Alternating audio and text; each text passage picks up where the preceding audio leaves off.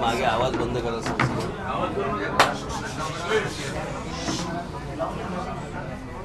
बोला. पक्ष प्रवेश होत आहे हा प्रश्न आहे. आपण नाशिकमध्ये आलेला आहात. आगामी महापालिका निवडणुकांच्या अनुषंगाने नेमकी काय स्ट्रॅटेजी असणार आहे, काय आपण नेमकं कार्यकर्त्यांना सांगणार? ते मी कार्यकर्त्यांशी माझे जे सहकारी आहेत मी त्यांच्याशी बोलेन. अशी कोणी स्ट्रॅटेजी सांगतं का? पत्रकार परिषद घेऊन आता ही आमची स्ट्रॅटेजी असं कोणी सांगतं का? बदल दिसून येईल येत्या काळात महानगरपालिकेमध्ये. नाशिक महानगरपालिका निवडणुकांचे निकाल ज्यावेळी येतील त्यावेळी बदल दिसून येईल. साहेब, आज कार्यकर्ते काही त्यांचे प्रवेश होत आहेत, परंतु काही इतर पक्षातले नगरसेवक म्हणा किंवा इतर मोठे कोणी नेते पक्षप्रवेश करणार आहेत का, किंवा असं काही आहे का धोरण? मला आमचे शहराध्यक्ष, आमचे जिल्हाध्यक्ष यांनी ज्यांची नावं दिली त्यांचे पक्षप्रवेश केले. आता सगळे एकत्रच होत नाही, हळूहळू टप्प्याटप्प्याने काही गोष्टी होतील. त्याप्रमाणे मला असं वाटतं लोक येतील. दौरा पुन्हा सुरू केलाय. आज औरंगाबादला जाणार आहात, पुन्हा पुणे आहे. किरण हळू बोल.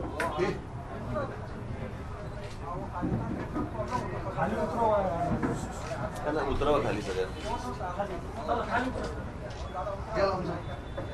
खिडकी बंद कर. खिडकी बंद.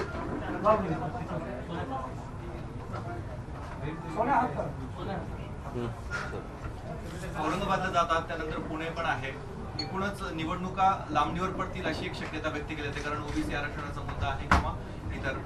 ते बघा, आता प्रश्न असा आहे की ही गोष्ट तुमचा प्रश्न आहे. ज्या परिस्थितीबद्दल तुम्ही सांगता ती परिस्थिती आता अधांतरी आहे. पण अधांतरी जरी असली तरी तुम्ही बांधणीच्या दृष्टिकोनातनं किंवा निवडणुकीच्या दृष्टिकोनातनं आम्हाला काम तर करायला लागेलच. त्याप्रमाणे माझा हा दौरा आहे. आता माझा हे सर्कल पूर्ण झाल्यावरती त्याच्यानंतर मी विदर्भात जाणार आहे. कोकणामध्ये दौरा आहे माझा. कोकणाचा संपूर्ण दौरा आहे. कदाचित तो डिसेंबरमध्ये पण असू शकतो, अजून नक्की नाही झाला. तर त्या दृष्टिकोनात बांधणीचा हा दौरा आहे. साहेब, एकीकडे ओबीसी आरक्षणाचा मुद्दा आहे, पण दुसरीकडे काल अनिल परब यांनी सांगितलं आहे की आजपर्यंत जे एसटी कर्मचारी हजर होणार नाही तर त्यांना शेवटचा अल्टिमेटम दिला जाणार आहे आणि उद्यापासून त्यांच्यावर कारवाई देखील होऊ शकते. पहिला कसं आहे, प्रश्न असा आहे ना या सगळ्या ह्याच्यामध्ये, तो विषय नीट आपण पाहणं आवश्यक आहे. एस टीचा मला माहिती जी मिळाली आहे त्याप्रमाणे ती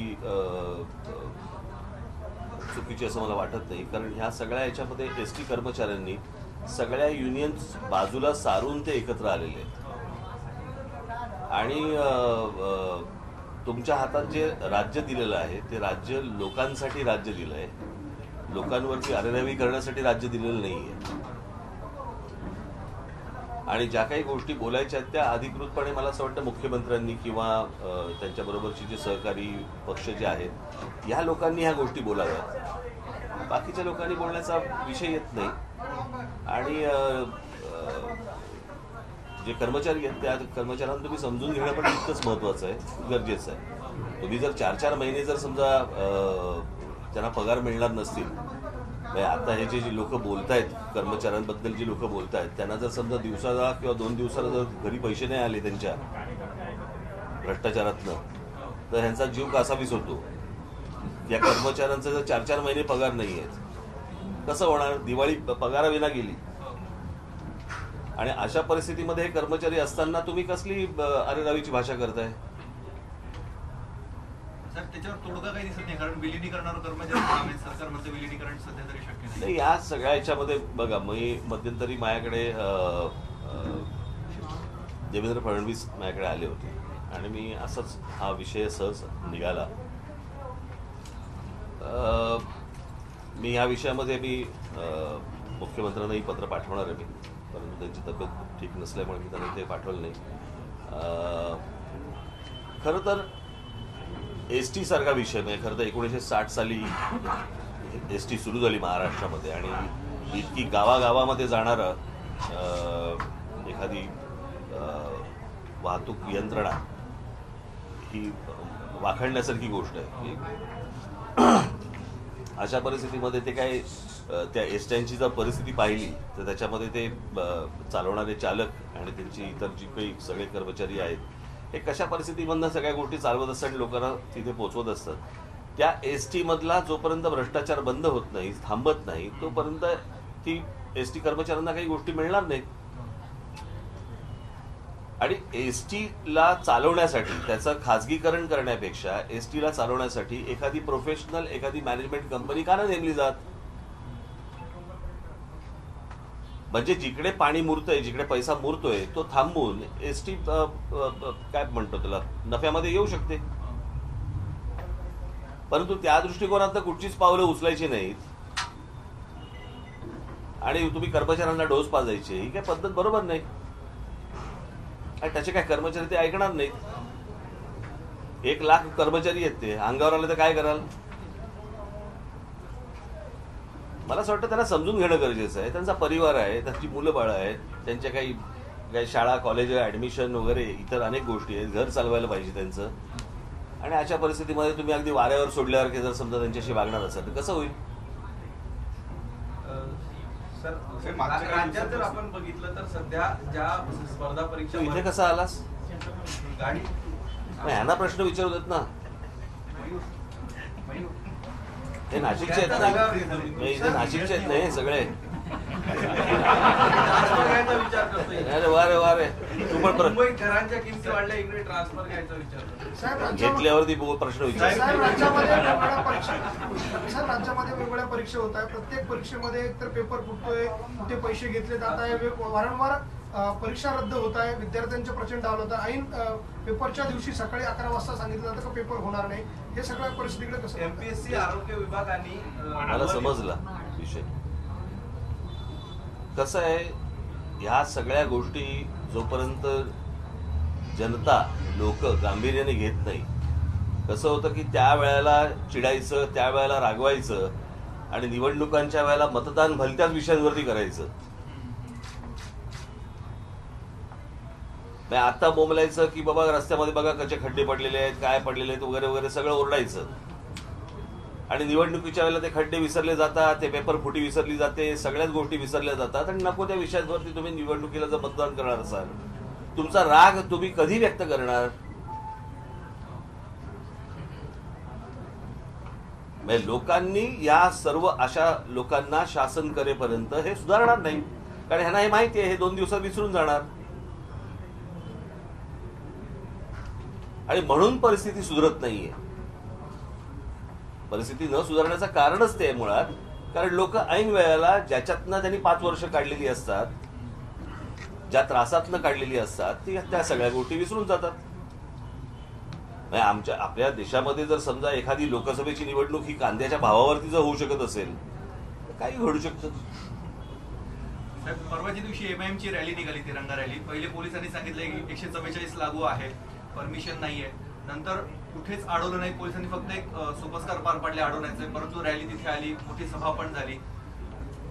काय म्हणजे कायदा सुव्यवस्था प्रश्न आहे का इन्फॉर्मेशन? नाही, हा प्रश्नच आहे साहेब. कारण पोलिसांची भूमिका सुरुवातीला म्हणत होते आम्ही रॅली काढू देणार नाही, 144 लागून. अशा परिस्थितीमध्ये रॅली होते. पोलिसांचं एक प्रकारे पाठबळ आहे की काय? ते मला मुंबईच्या देखील काही पत्रकारांनी मला काल जे सांगितलं त्याप्रमाणे कोणा पत्रकारांना पण माहीत नव्हतं हं. की अशा प्रकारची रॅली आहे. त्यांनाही आयत्या वेळेलाच कळलं. त्याच्यामुळे त्यांनी कोणाला कळवलं होतं का की नाही, नव्हतं कळवलं की पोलिसांना कितपत माहिती होती मला कल्पना नाही. काय होतंय या सगळ्या याच्यामध्ये त्या कोविडच्या नावाखाली ह्यांना सूट त्यांना नाही, त्यांना सूट. मग हे ज्या प्रकारे सरकार हाताळतंय ही परिस्थिती ही अत्यंत चुकीची आहे. तुम्ही एका बाजूला थिएटर्सना सांगणार की बाबा एअर कंडिशन थिएटर्स असतात म्हणून तुम्ही एक जागा सोडून बसा का 2 जागा सोडून बसा. मग एअर कंडिशन तर रेस्टॉरंट्स पण असतात. मग रेस्टॉरंटमध्ये बसायला देता तुम्ही. बरं रेस्टॉरंटमध्ये तर मास्क लावू पण शकत नाही तुम्ही, कसा घालणार?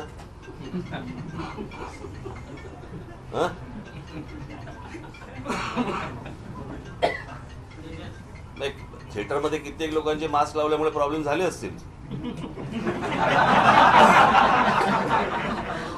पण रेस्टॉरंटमध्ये तर तो विषय असतो ना, खायला तर तोंड उघडायला पाहिजे की नाही. तिथे एसी चालतं, इथे एसी नाही चालत. आणि कोणाला माहितीच नाहीये. म्हणजे मला अजूनही आठवतं ना, त्या 95ला ती आचारसंहिता आली होती ना, ती कोणी धड वाचली पण नव्हती. आणि त्यावेळेला ते कॅमेरे मागे लावले होते सगळे आचारसंहितावाल्यांनी.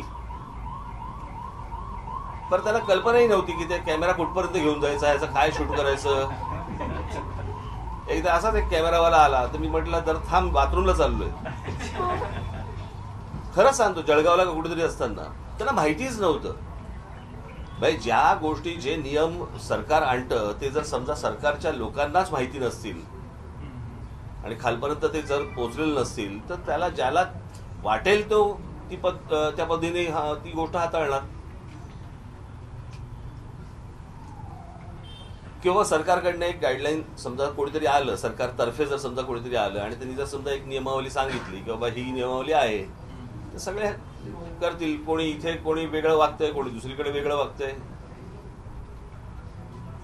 साहेब, मधल्या काळामध्ये नागालँडमध्ये झालेल्या घटनेचे पडसाद मालेगाव, अमरावती या ठिकाणी घडले. मालेगावमध्ये रजा अकादमीच्या काही लोकांना ताब्यात घेतलं, मात्र नंतर पुढे त्याचं या अकादमीला रजा कधी देणार मला प्रश्न आहे. कारण हे ह्यांचे चोचले बरेच वर्ष चालू आहे. तुम्हाला आठवत असेल तर ह्यांच्या विरोधात मीच मोर्चा काढला होता या लोकांच्या विरोधात. आणि ह्यांना मध्ये कोंब फुटतो या सगळ्या गोष्टींचा. परंतु त्यांच्या ह्या सगळ्या गोष्टींचा एकूणच साधारणपणे मुस्लिम समाजाला देखील कळलेल्या आहेत गोष्टी. त्याच्यामुळे ती गोष्ट पुढे पसरली नाही. बघा, अमरावती त्या अमरावतीमध्ये ती थांबली, पुढे ती पसरली नाही. कारण या प्रकारचं कोण राजकारण करते ह्यांना त्यांनाही माहिती आहे. त्याच्यामुळे ती पुढे पसरली नाही. आणि पुढे जर समजा अशी पसरवण्याचा प्रयत्न केला तर आम्ही आहोतच बसलेलो. साहेब, तरुणाई अस्वस्थ आहे कारण वारंवार भरतीमधले घोटाळे, परीक्षा रद्द होणं. आज देखील जितेंद्र आव्हाड यांच्या घरासमोर तरुणांनी गोंधळ घातला. त्यामुळे तरुणाईमध्ये अस्वस्थता आहे, बेरोजगारी वाढलेली आहे. हे आपण, मला असं वाटतं ही गोष्ट आपण गेली कित्येक वर्ष आपण ह्या गोष्टी बोलतो. मी तुम्हाला तेच सांगतो ना की जसं ज्याला आपण काय म्हणतो आपण की नुसतं सुशिक्षित असून नाही चालत ना, सुज्ञ पण असावं लागतं. आणि तो सुज्ञपणा नसल्यामुळे मी मगाशी जे सांगितलं ते की हे निवडणुकीच्या वेळेला जोपर्यंत तुम्ही ह्या गोष्टींचं उत्तर मतपेटीतनं त्यांना देत नाही, तो राग तुम्ही व्यक्त करत नाही, तोपर्यंत त्या बसलेल्या लोकांना कधीच समजणार नाही. कधीच समजणार नाही. त्यांना असं वाटतं की बाबा नाही, आपलीच आहेत गुरढोरं, आपण हाकू तशी येतील मागे. तो त्यांचा गैरसमज जोपर्यंत जनता म्हणून दूर होत नाही तोपर्यंत हे असंच होणार, असंच होत राहणार. साहेब, ओबीसी आरक्षणाला पुन्हा एकदा सर्वोच्च न्यायालयाने स्थगिती दिलेली आहे. राज्य सरकार बाजू मांडण्यात कमी पडलं असं भाजपचं म्हणणं आहे. आणि निवडणुका ज्या येणार आहेत, नगरपंचायत आहे, त्यापुढे महापालिका, त्या होऊ नयेत असं मला एक पहिला 2-3 विषय असे होते ना की हा एकदम अचानक हा ओबीसीचा विषय आला कसा. मग ते केंद्र सरकारने ह्यांना मोजणी करायला कशी काय सांगितली आणि मग कोर्टामध्ये ह्याच्या विरोधात कसा निर्णय आला. हे काही इतकं दिसतंय तेवढं सरळ नाहीये ना प्रकरण.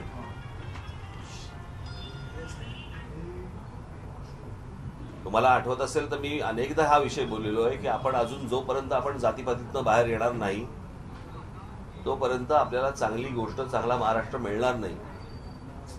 आणि अनेकांना जातीपातीच्या राजकारणातच महाराष्ट्र खितपत पडावा असं वाटतंय आणि त्याच्यासाठी हे सगळं चाललेलं राजकारण आहे. मुख्य विषय बाजूला पडतो. मुख्य विषय सगळे बाजूला पडतात. आणि कसं आहे, कुठच्याही गोष्टींची उत्तर तुम्हाला सापडतच नाहीत. आजही मला सापडलेलं नाही की मुकेश अंबानींच्या घराच्या खाली गाडी ठेवली कशासाठी. काही कळलं का तुम्हाला त्यातनं? कोणालाच काही कळलेलं नाही. आणि तुम्हाला जर तुम्ही आठवत असेल तर माझ्या पत्रकार परिषदेमध्ये मी बोललो होतो की हा विषय राहील बाजूला आणि प्रकरण भलतीकडे जाईल. नाशिकमध्ये पण ती गाडी ठेवली कशासाठी, काय हेतू होता, कोणी करवलं ते राहिलं बाजूला. देशमुखात अंबानींसह अनेक उद्योगपती भारत सोडून जात आहेत, येणार आहे. ही सगळी कारणं या सगळ्या काय काय काय अंबानींसह अनेक उद्योगपती भारत सोडून जात आहेत. मला असं वाटतं मुकेश अंबानींकडनं त्या प्रकारची एक प्रेस नोट आली की आम्ही काही भारत बिरत सोडत नाही. त्यांच्या काही व्यक्तिगत कारणासाठी त्यांना परदेशी आणि काही गोष्टी जावं लागत असेल. परंतु टक्का वाढलाय म्हणजे भारत सोडून परदेशस्थ होण्याचा. त्या दिवशी मी लोकसभेमध्ये मांडलेला जो एक गोष्ट होती की त्याच्यामध्ये 5 लाख लोकांनी, व्यावसायिकांनी काहीतरी भारत सोडला आणि परदेशी इथे गेले, हे काही लक्षण चांगलं नाहीये. म्हणजे एकतर हे सगळं सुरू झालं, आपण जर समजा नीट बघितलं तर हे सगळं नोटबंदीनंतर सगळं सुरू झालं आणि त्याच्यामध्ये कोविडचा बसलेला फटका 2 वर्षाचा. आणि त्या व्यावसायिकांना ते व्यावसायिक गेल्या 5 वर्षामध्ये का सोडून गेले. लाईट बंद कर रे तुझा. तुम्हाला प्रत्येकाला वेगळं सांगायला लागतं का रे.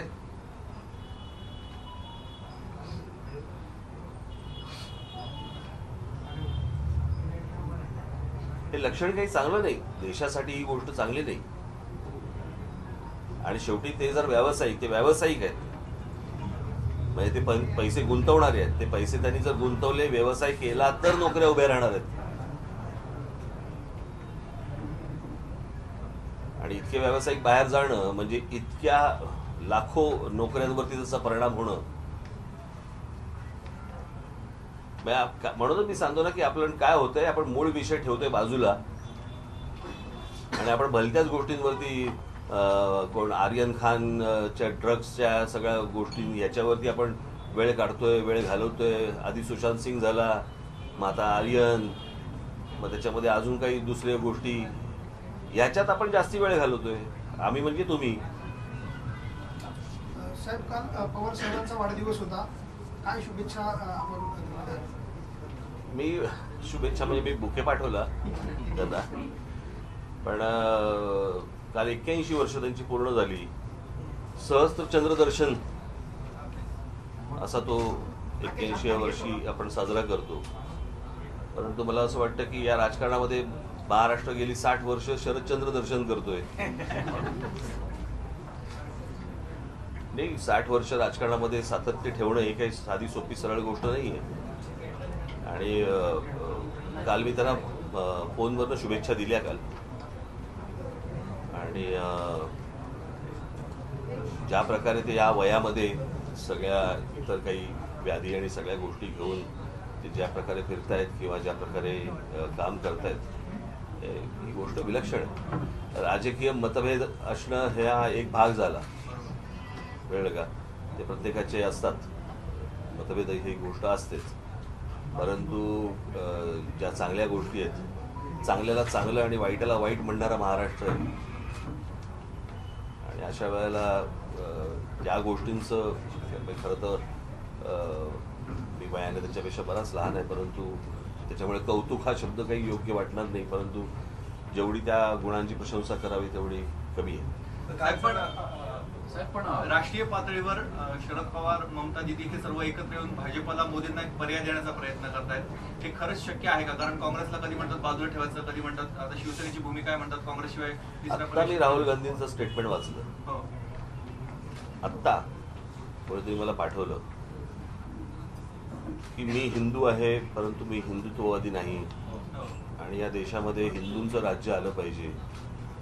मग आता काय आफ्रिकन लोक राज्य करतात का? कोण करते राज्य?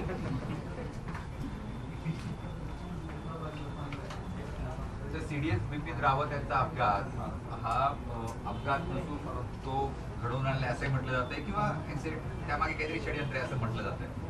चर्चा आहे, काय वाटतं? काय सांगणार? आपल्यासाठी दिसणारा तो अपघात आहे. मी परत तेच सांगितलं ना, समजा असं पकडा घातपात आहे, येणार आहे का बाहेर?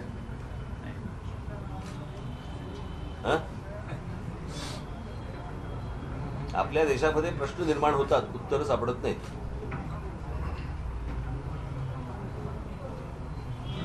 शिवसेना आणि राष्ट्रवादी येणाऱ्या महापालिका निवडणुकांमध्ये एकत्र येण्याची शक्यता व्यक्त केली जाते, तशी चाचपणी देखील होते. त्याचा काही परिणाम होईल असं वाटतं? शिवसेना आणि राष्ट्रवादी काँग्रेस स्थानिक स्वराज्य संस्थांमध्ये हे बाबा त्यांचे प्रश्न मला नका विचारू. ते आले की विचारून त्यांना. आता मला असं वाटतं साहित्य संमेलनाला भुजबळ सर इकडे होते ना, विचारलं की नाही त्यांना? मी काय उत्तर देणार त्याचं? ह्यांच्या घरी पोर होईल का? नाही राज्याच्या राजकारणावर काही परिणाम जाणवेल वाटतंय का? राज्याच्या राजकारणावर काही परिणाम जाणवेल का? मला माहित नाही रे आता काय. साहेब फडणवीस आपल्याकडे येऊन गेले मध्यंतरी. कोण? फडणवीस साहेब आपल्याकडे येऊन गेले मध्यंतरी. काही राजकीय चर्चा झाली का? अरे भयंकर झाले. सांगेन एकदा तुला. आगामी महापालिका निवडणुकीमध्ये मनसे आणि भाजप एकत्र येतील अशा प्रकारची चर्चा कार्यकर्त्यांमध्ये आहे. नेमकं काय पुढची भूमिका असेल? मला नाही माहिती काय होतं. तुम्ही अनेकदा प्रश्न निर्माण करता आणि उत्तरं आमच्याकडे मागता आणि हे जे काय ते असतं ते आमच्या सोर्सेसमधनं आम्हाला समजले. तो सोर्स कधीच कळत नाही आम्हाला. चला जेवायला येतं ना. स्थानिक पातळीवर मनसेच्या काळात जे काही कामं झाले होते त्याचं आज त्याचा मेंटेनन्स होताना दिसत नाहीये. अनेक प्रकल्प जे आहेत ते बंद आहेत. भाजपची मला असं वाटतं नाशिककरांनी ही गोष्ट लक्षात घ्यावी. नाशिकच्या जनतेला माझं आवाहन आहे की त्यांनी या गोष्टी ज्या ज्या झाल्या नाशिकमध्ये त्याचं पुढे काय झालं आणि अशी जर समजा आपल्याला शहरं बकाल ठेवायची असतील, मगाशी मी सांगितलं त्याप्रमाणे निवडणुकीच्या तोंडावर आपल्याला भलतेच विषय जर समजा आणायचे असतील तर मला असं वाटतं चांगल्या शहरांची अपेक्षाही करणं सोडून देणं गरजेचं आहे. बाबासाहेब पुरंदरेंनी जे काही शस्त्र आणले होते तिथे आपल्या संग्रहालयात, ते संग्रहालय देखील आज मेंटेन करता आलेलं नाही महापालिकेला. बंद दुर्दैव.